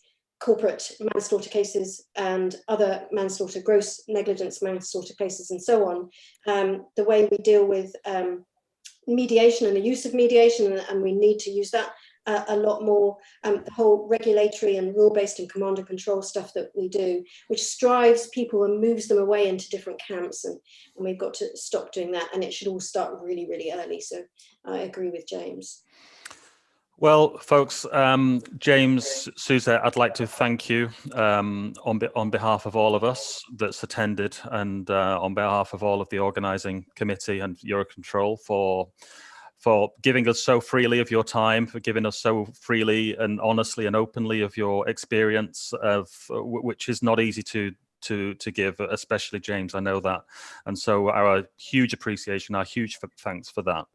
I will just wrap up in just a few moments with to direct you participants to the Just Culture Manifesto. If you search Skybrary Just Culture Manifesto, this has been several years in the making with the Just Culture Task Force at Eurocontrol. And just to summarize the 5 commitments are what we've basically spoken about, which is ensuring freedom to work, speak up and report without fear, to support people who are involved in, affected by incidents or accidents, to not accept unacceptable behavior, to take a systems approach, and to design systems that make it easy for people to do the right things or make it easier for people to get it right. And you can, there's over 400 signatories to this at the moment. You can add your signature and find out a little bit more about each of those 5 commitments, which you as individuals, as teams and organizations can reflect upon how you might translate each of those into practice using some of the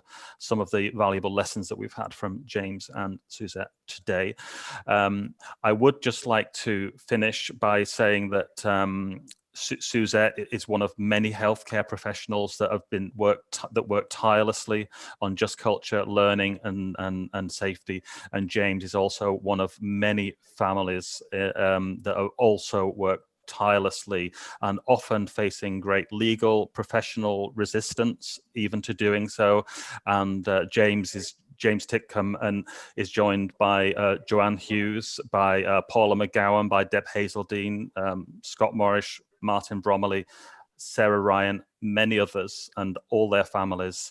And so if the participants go on to Twitter, you'll find these people and see all of the huge amounts of work that they've done to help keep us in the healthcare system safe.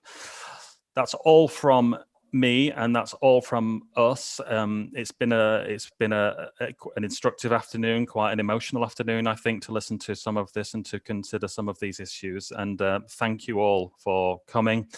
Thanks for staying with us for so long, and we hope to see you all another time. Thank you so much. Thank you, Steve. Thank you very much. Thanks. Bye-bye.